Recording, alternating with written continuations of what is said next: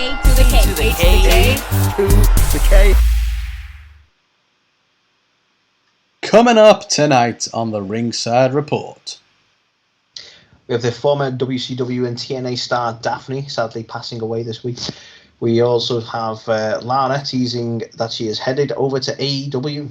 We see The Miz reportedly being cast in Dancing with the Stars.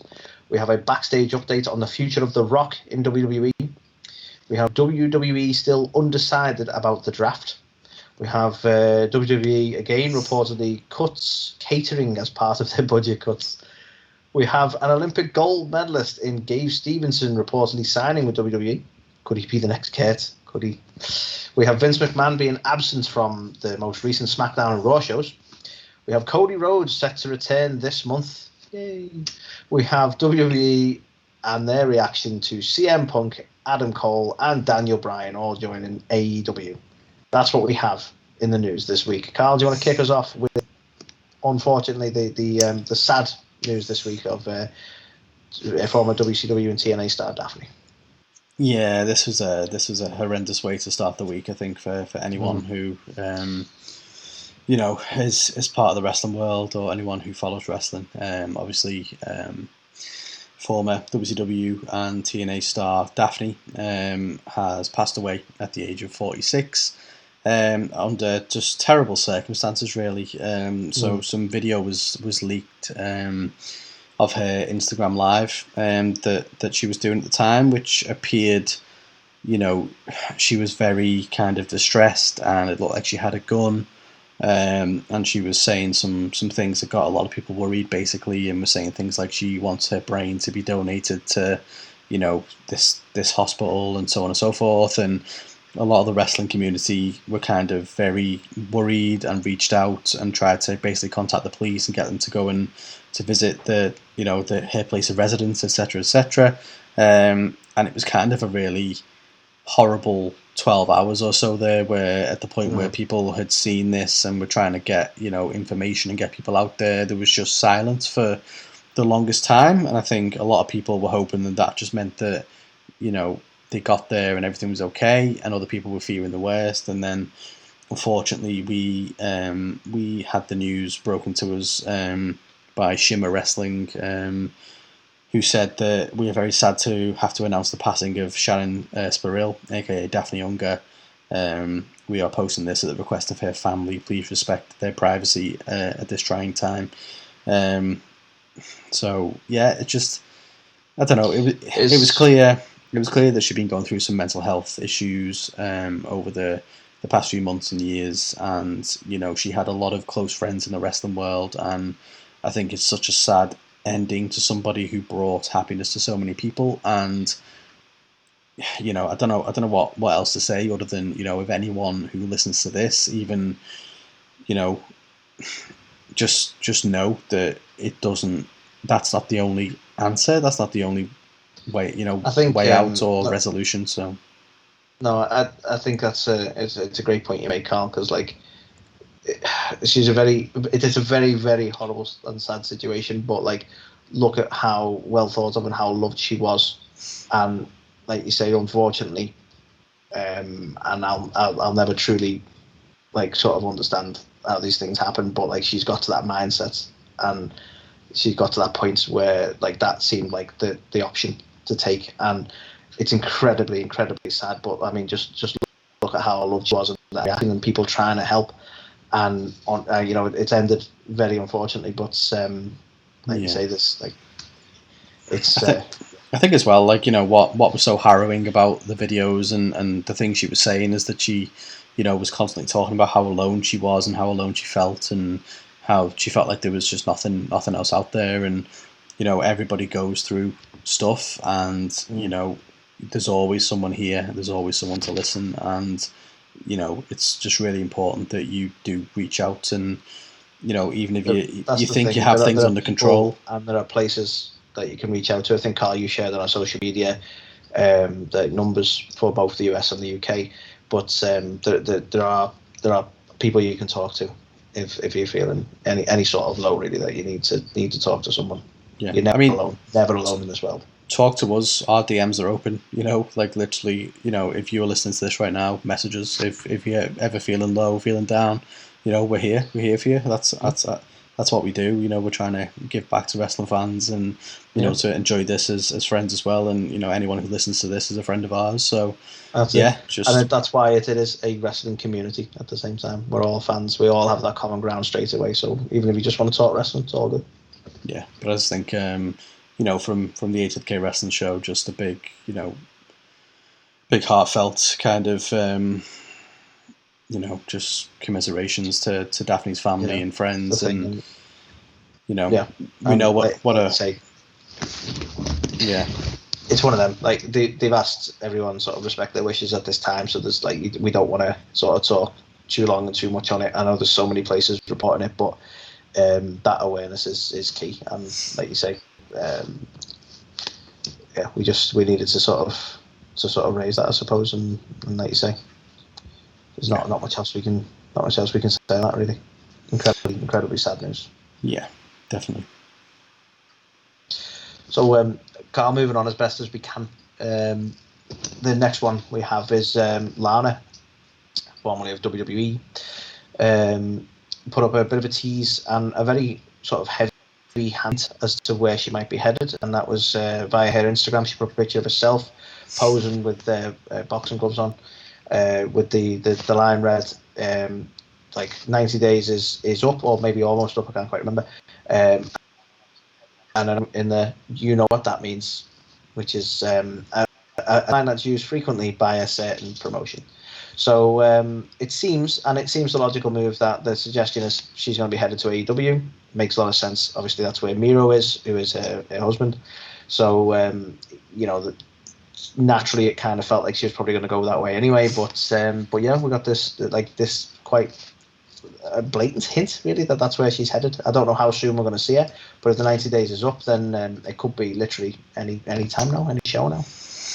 Yeah, I mean, Wednesday night is usually where we know what that means. So who knows? It could be as soon as this week, or she could just be a massive troll and just completely playing all of us. But Miro in most of his promos has been referencing his smoking hot wife in all the things he says. So whether she comes in to be an on-screen character, his valet, or actually gets back into wrestling, I think she improved massively under.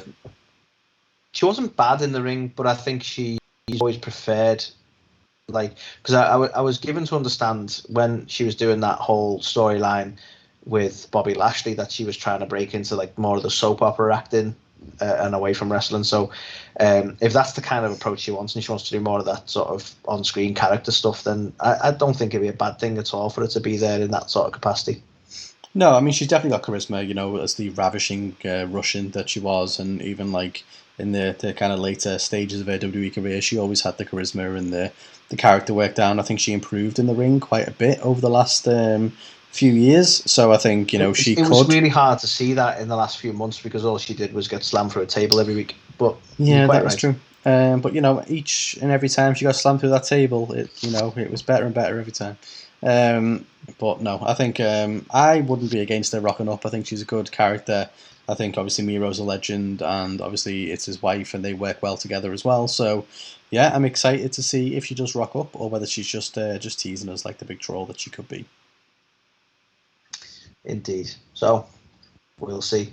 Probably this Wednesday, but maybe next. I don't know. Who knows? So the next piece of news is some speculation that WWE superstar The Miz is reportedly set to appear on Dancing with the Stars. So which stars are you going to be dancing with? Hey, savage. But obviously, this, I think it's the 30th season of the reality series, and obviously if Miz is going to show up on there, he'll be joining the likes of Chris Jericho and Stacy Keibler, and I think Nikki Bella possibly as well, in terms of people who've been on the show. And obviously he has appeared in movies, and he is, he does kind of translate into other areas in the entertainment industry under the WWE umbrella. So that's because he was in the Marine 27, wasn't he? Oh no, it was Marine 28, I think. Right. 27 might have been Orton or one of the DiBiase guy. But yeah, He did one. So he has kind of made a little bit of a foray, but obviously he's got Miz and Misses and stuff like that, and he is the most must-see WWE superstar of all time, of course. So yeah, if he does go over there, then fair play to the Miz. I am a massive Miz mark, and I know he will do awesome work if he ends up over there. So yeah, best of luck to him, and hopefully it increases his rising star. Speaking of rising Hollywood stars, you might have heard of a young chap named Dwayne Johnson. Oh yeah, I think it rings a bell. So a lot of people, Carl, have been wanting Roman Reigns versus The Rock. Seems like a natural point to get to at some point. And a lot of people have been speculating WrestleMania 38, that's where it's at, that's what we're going to get. And to the point that we've now basically been given a bit more of a hint on The Rock's future with WWE, and that is great news in that it seems almost like a set that we're going to see him at WrestleMania, but not WrestleMania 38. And again, this just makes a lot of sense to me because it seems that they're pretty much locked in on having him rock up at WrestleMania 39, which will be the... Go on. Yeah, just rock up, maybe like. Oh, I didn't even realise I did that. And obviously WrestleMania 39 is going to be the Hollywood-themed WrestleMania, which would make a lot more sense because obviously The Rock very ingrained with Hollywood. So it seems like we might not get what people want in terms of the match until 2023. And the speculation again is that the WrestleMania 38 is going to deliver and I don't know, it feels like is it going to be a rematch or are we really going to build it for that long? But the speculation is WrestleMania 38 is going to be Roman versus Brock, and that's what we're going to have for that big title picture then. So what do you make of this, Carl? I mean, I think that makes perfect sense. I know people would probably want to see him sooner rather than later, but it's a Hollywood-themed WrestleMania. You have either Hogan or you have The Rock. And people don't want Hogan at the minute because he's racist. I think when we saw that, they shuffled it around and Hollywood was pushed back a year, I think we knew that meant that we would be seeing The Rock this year as well. But if they can get him, then it's going to be huge. And I think, to have Rock versus Roman, that just writes itself. The Anoa'i family and, all that kind of history there and stuff. It's going to be... the story of the match epic. Is there, isn't it? It just needs delivering. Yeah, considering WWE doesn't tell long-term stories, this would be one. So that's probably why we're excited for it. They only tell long-term stories by accident.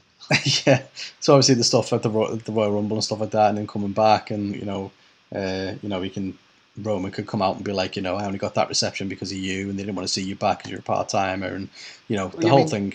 There's so many ways he could go. I mean, Roman could argue that he got sort of dogged by the crowd so regularly in WWE because he was in The Rock's shadow, and he had to always live up to The Rock, and obviously the crowd hated him for it. And the story's there, and it's like, yes, let's do this. Yeah, get Brock out the way. Yeah, all for it. 1,000,000%. So I hope it happens. I think if The Rock can still go in the ring, he is the biggest star that we're ever going to see in a WWE ring today. He's he'll definitely be able to go in the ring. I don't know if he'll be able to fit in the fucking thing. He's fucking huge. He is jacked, but I've no doubt he can still go in the ring. He'll probably want to do some training. Like, he's always training. Do you know what I mean? But he probably want to do some like wrestling training beforehand. But he's not missed a beat while he's been gone. Let's be honest. No. So yeah, I hope we see it, and it's a shame it's been pushed back, but if it means that the build to it is going to make much more sense and it's going to have that kind of excitement building for longer, then yeah, all for it. I want to see that shit.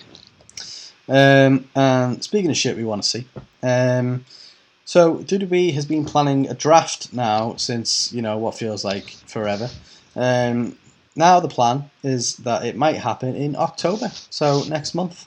But apparently inside sources have said it's still too early to know what is being planned at this moment in time. So Ringside News asked around about the recent report that Drew McIntyre might be coming across to SmackDown, and the response was that while this still might be a possibility, nothing is written in stone at this juncture in time. So ultimately, they might have a draft. They might not. Nobody knows. So yeah. Yeah, interesting one. Like, who knows? Who knows? But so the next one, Carl, is an odd one for you. WWE have, I suppose it makes sense actually, but WWE have cut the catering team as part of their budget cuts now. So you no longer actually get, when you're sat in catering, you no longer actually get catered for, which is, it makes sense because I don't think there's anyone back there now. Well, yeah, that's a good point. Some further comments with it. A lot of people have said like it's an odd thing to cut because like it's been so renownedly known as being quite bad catering as well. Not necessarily in terms of like quality, but like they say like the stuff that there was like typically like hot dogs and pizzas and stuff like that, and it's like stuff that for people who are constantly maintaining their physique for wrestling, it's an odd spread to put out, let's say. So in some ways, I don't think people are going to miss it by the sounds of it, but kind of an odd budget cut to make. Yeah, I mean, you could tell from like a roster standpoint how they'd be upset going from, tailored, catered, actual, healthy meals and heavy protein and stuff to just random hot dogs and burgers and whatever they can throw out from a concession stand. You can see how they might take umbrage to that, especially considering how many of them are sat in fucking catering. So, yeah, I don't know. I think as many anymore. Oh, yeah, well, they just fire them ones. Yeah. But no, yeah, so it's a weird one, isn't it? I think, how much further can these budget cuts go? It's a whole different topic, but surely they've got to be selling this company by now or something. Like, it's insane. The amount of, cuts they've made, whether it be talent, whether it be... Apparently they've absolved the Japan division and the UK division as well. They had offices and stuff set up over in them places and they're just gone. That's crazy. So, what are they doing? They're getting rid of everything. So it's crazy, isn't it? It's going to be so lean soon. Like there's just going to be not like you have your 3 superstars, your 5-hour show, and that's it. Yeah, and all that Disney money, because that's probably what's going to happen. I got that Disney money. So yeah, interesting to say the least. Speaking of interesting, apparently, word on the grapevine is that Olympic gold medalist Gable Stevenson has reportedly signed with WWE. He had a plethora of offers available to him, whether that was MMA, whether it was AEW, potentially, that's not being confirmed, or the likes of WWE. But Gable Stevenson tweeted out a couple of days ago, just put the pen to paper. So Uncle Dave has weighed in, basically saying, yeah, that means he's signed with WWE. They were very keen to get him. Dave. Yeah, cheers, Dave. So apparently they were very keen to get him.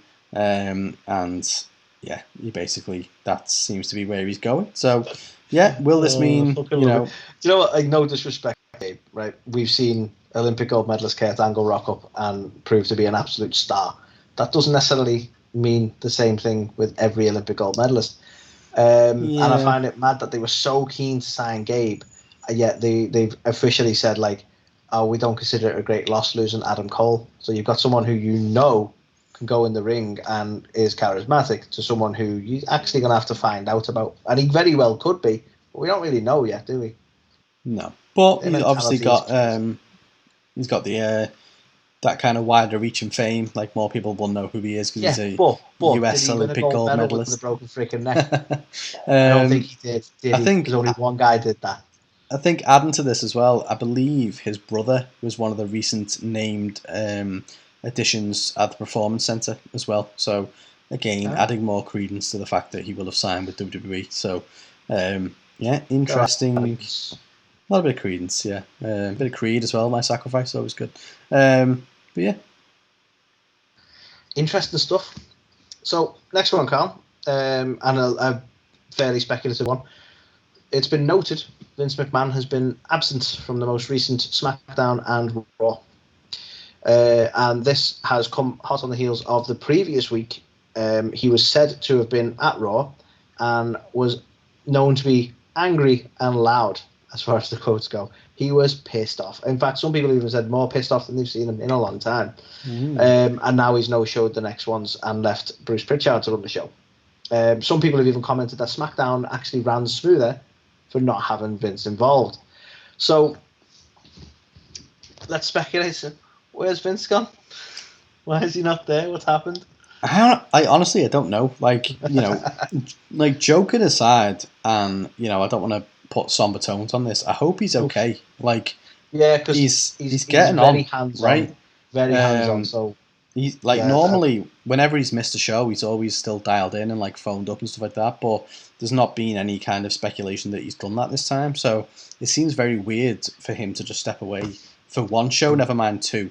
So yeah, I don't that's a know. fair point. It is a fair point, actually. Yeah, like hopefully, like above Hopefully, all hopefully else, not, because he's there's been other rumblings, which we'll talk about further down, that suggest he's still very vocal. So maybe he's well, just pissed off enough that he's like, you know what, I'm not even looking at them this week. yeah, maybe, Who and knows? Who knows? yeah, I think above all else, hopefully, he's health wise, he's all fine. But whatever you think about Vince, he's a fucking legend for the business. So Indeed. yeah, above all else, hopefully he's all okay. But yeah, interesting the fact that they just give it to Bruce, and I mean, it's not new news, is it? It comes up every week or two that like Vince has torn up the script and he was very angry. Like it's just the way he is. He's always been like It's a that, especially in passionate recent guy. years. So I don't think that in itself was that like newsworthy. I think the fact he's missing TVs is a bit newsworthy, and as I say, hopefully it's all fine. Then we do get him back, whether you love him or hate him. The main thing is that he's okay, and nothing serious is going on. But yeah, one to watch and one to kind of see whether he does continue to show up or he misses more and more, because yeah, unknown at this point in time. Well, we shall see. We shall see.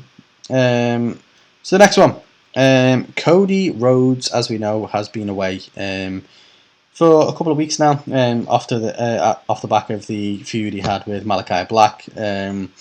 Now, behind the scenes, I believe the speculation, at least, is that he's taking the time off to spend time with obviously his daughter and obviously Brandy. I think Brandy's been very vocal, bravely so, about the fact that she's coping with postpartum depression at the moment, and going through quite a bit of a torrid time there. So hopefully that is one of the reasons Cody's taking time away and he's just looking after his family. But speculation is that he may be back sooner than we think. So according to a report from bodyslam.net, Cody's return could be expected within this month. And apparently they've got some big plans in store for him. So the quote is, "I've learned after speaking with sources that Cody is set to make his return to television within the month. Additionally, it was also told there are big plans for him upon his return." So, his recent set of feuds have been Malachi Black, Anthony Ogogo. So who knows what is going to be next for him? I think QT Marshall obviously as well was in there as well. Does this mean he's going to want to work with the likes of a CM Punk or a Bryan Danielson or Adam Cole maybe? Or is it going to be something else completely off left field? They're saying it's big plans. No one really knows what that means. But yeah, I think it'd be nice to have Cody back. He's another one. We talk about how stacked the roster is. And, you just keep forgetting names, don't you, of people? And it's like... That's the thing. And there's, again, he's another one. There's so many different places he could fit. It'd be interesting to see what they choose to do. Yeah. Which again keeps it fresh, keeps it interesting, and it'd be interesting to see whether we agree with how he comes back and where he sits on the card. And maybe keeping it freshly squeezed. Oh shit! You heard it here first. I know, such a random shout. Like if he ends up in a feud with Orange Cassidy, I called it, but yeah, not confident in this. So Cody could be back soon. So watch this space. Yeah. So Carl, my next one and the last one, I believe, because we're gonna take some talking about. It's on the back of the debuts of both Adam Cole and Daniel Bryan, and even on some level CM Punk in AEW, and WWE's reaction to that. So firstly, you mentioned this earlier in one of our other segments about what they originally pitched to Adam Cole. So let's talk about that for a brief second. So apparently, one of the sort of deciding factors for Adam Cole leaving was the fact that what WWE had pitched to him as a main roster sort of thing was that he would be a heel manager, and he'd be in a heel manager role. And that apparently the idea was Bruce Pritchard's, and that was how he was going to come from NXT. No speculation on sort of like who that angle was going to be with or anything like that, but that was the idea they had for him. And obviously Cole didn't really feel that, sought out TakeOver 36, and then we saw them rock up at AEW. So people have been looking to see what WWE's thoughts were on the appearance of both Danielson and Cole, and apparently what's been quoted as a tenured member of the creative team confirmed that no one here views it as a big loss. They've also further said whether that's right or wrong, that's the mentality, which is shocking for two of the most sort of regarded wrestler, because I know obviously in terms of fame they're not necessarily the biggest, but they're regarded as two of the most fantastic wrestlers. Do you know what I mean? Yeah. Like they're really well thought of in the business, and like they are popular. You know, they're not necessarily like your John Cena's, but they are massively popular. So they shouldn't view it as anything other than a loss. So the fact that it's no great loss is just almost insulting, or maybe even defensive, because they have lost them and this is something being asked after the fact. Yeah, I mean, depending on how tenured the member is, I think someone like Adam Cole you can kind of understand, because I don't think anybody within that company other than Triple H really views NXT as anything. So they're probably just like, we never watched that ourselves anyway, we're not bothered. There's no way you can say Bryan Danielson is not a huge loss. He was in this year's fucking WrestleMania main event. I know. They tried everything to get him to re-sign, and he still left. There's no way anybody can say that with any degree of, truthfulness, because it's bullshit, right? So the thing that stands out in that quote is the mentality is that it's not a big loss. So I wonder whether from the top down they're saying anyone who leaves, don't be panicking about it or worrying about it. If we've let them go, it's because we're happy to let them go. And, that kind of thing. I think it's a huge loss. Yeah. That's like, it's the equivalent to being like, I quit. No, you were fired. It's like, okay, you can call it what you want, but just for information, by the way, this inside information, this tenured member that was spoke to, that information came from the ringsidenews.com, just for those who want sources.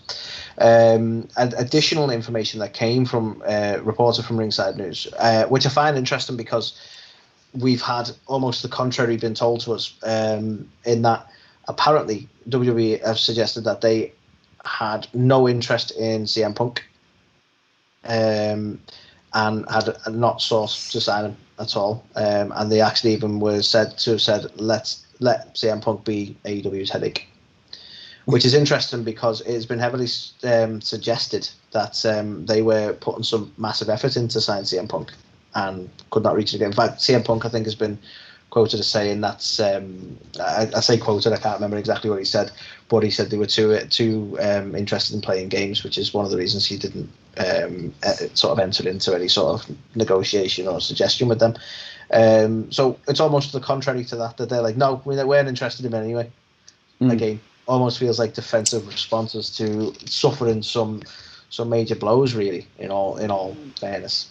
Yeah, I mean, to be fair, I didn't know CM Punk had come out and said that, so if he has, then who am I to kind of say what I'm about to say? But I wouldn't have thought that WWE would have even made an approach for CM Punk, because by all accounts, both the company and him just hate one another anyway, and it's well documented how tricky it was for them to work together and stuff, especially towards the end. So I don't think Punk was ever really considering going back there. But I don't think there was never any conversation though. The company's too big, and he doesn't hate everyone. You don't know what level of conversation was, but there's bound to be a conversation with somebody about coming back, and it's just never gone anywhere. I think that's a realistic sort of thing. The funny thing is that conversation would have been probably with the likes of Johnny Ace. Like, how does that conversation go? Hey, Punk, you want to come back and get into an on-screen feud with me again?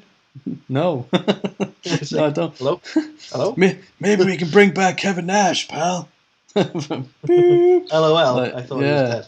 Like, what the fuck? Yeah, crazy.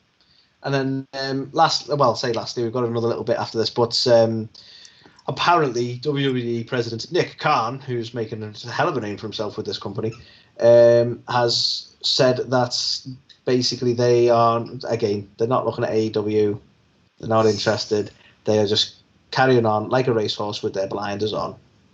That's the worst quote ever, isn't it? That about? So we're just going to be blind to it. Yeah, that's a good When idea. when And when that does came from a anyone suggestion that WWE was scared of AEW, just so you know. when does anybody ever use like, oh, we're just like a horse with our blinkers on as a positive? Like, I know. It's like, really? How are you trying to spin well, this shit? so you're admitting that you are racing them. You're just not looking at them. Yeah, Cool. exactly. I appreciate that analogy. That's good. Um, And then, Carl, the last one, and I've struggled to find a not that they're not credible. I've struggled to find a source that offers any detail, but it's been suggested. Lastly, and you're panicking because I'd never mentioned this to you, but it's all part of the same ball of information. We don't need another thumbnail. Don't worry about it. But apparently, a Donald Wood from Triple R reported that a text message was sent out after All Out to all creative members for an emergency talent meeting. Now, I don't know whether the suggestion is that it's Vince McMahon who's holding this emergency creative meeting, and he was holding it at the time of reporting today, so that probably would have been the Monday, actually. But again, I've not seen any real detail as to what the meeting was about, anything that might have happened in the meeting. I've just got that initial source was saying this is what Donald would have said from Triple R. So make of that what you will. I don't have enough information to say that meeting definitely took place or was taking place, but that is an interesting reaction to All Out, so I thought it would be worth a mention in line with what we're talking about here. Yeah, interesting as well, just with the fact that Vince hasn't been present in the last two TVs. So, if he has called a talent meeting, then yeah, weird one. That's the thing. It makes you wonder, like, has he been not there because he's pissed off, or because he's deciding what changes need to be made, and that's what this meeting's about, this emergency meeting. Who knows? Very interesting stuff. But let's just say All Out has had some effect on WWE, because if nothing else, they've spent a good few days telling people that they don't care. And I can't think of anything more telling that they do care than making a point of saying they don't. I mean, you could say, like, anyone who's a massive WWE fanboy who hates AEW for whatever reason, you can't deny that All Out was a big deal, and it was some big groundbreaking stuff. And I'll say it now with this: if WWE are going to carry on with the mentality that they are not in competition with them, then at this point it just makes them look naive or ignorant, because like there's no way that hasn't sort of caused a ripple effect. There's some massive names right there. Yeah, definitely. So yeah, it's going to be an interesting one, I think, to see how it all plays out. Obviously, there's a lot of talk now, a lot of speculation in terms of, are they going to try and react to this? Have they got the blinkers on and they don't care? Where's Vince McMahon? It's all just shit seems to have hit the fan. So I'm excited to see how AEW tackles everything going forward. I'm excited to see whether WWE react and what is next for them with it all as well. But yeah, exciting time to be a wrestling fan, I think. A lot going on, potentially a lot of change in both companies, and yeah, let's see what happens. Let's see. All good fun, and I'm sure we're going to have another exciting week next week when we go, oh my God, did you see what happened? Did you see all the things that happened? Because it just seems to be what we get regularly these days. Crazy. I did see like a breaking piece of news, but we didn't include it in this, so we probably will talk about it potentially next week in more detail. But the dish. Tell us. The Undertaker's we all back. Want to know. Undertaker's back. Yeah, that doesn't surprise me. But no, he's back on Netflix as part of an interactive movie where you can help guide the New Day through his mansion of terror. Is that like on Netflix now? Can I watch it?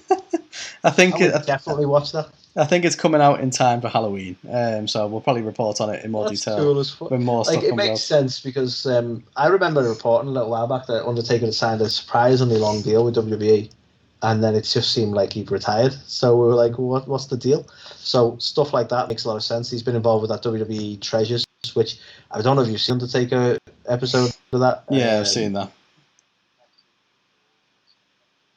Really, that you just have a storage. Yeah, boss. Like the original. It brings back all the memories. Original Stanley Sherman mask, who we obviously spoke to about that mask. They didn't mention sadly, but yeah, Stanley Sherman, the creator of that mask, and put insight into the effort that went into that mask. Mm-hmm.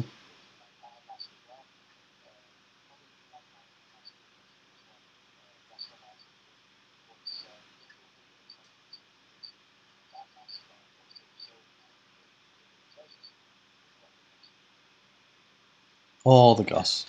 But yeah, Anthony, we've done it. We've made it through another week of news and rumours and wrestling goodness for all. We've had All Out, which was a fantastic pay-per-view all round. We had a interesting week of wrestling and some, very sad news in the wrestling world, but also very interesting and exciting news as well going on around all of the wrestling world. So without further ado, that was the show. We hope you enjoyed it. We hope you follow us on all our social medias. We hope you like and subscribe and click that notification bell. I kid, of course. I say this every week. But yeah, if you're listening to this, whether you're listening to it on a podcast network, whether you're watching it on YouTube, we appreciate it. We enjoy doing this show for you guys every week, and we'll be back next week with more crazy hijinks from the world of professional wrestling, with all the latest news and some interesting, unique segments that we bring every week. And so, until then, here is some interesting words from some interesting people, and we'll see you next week.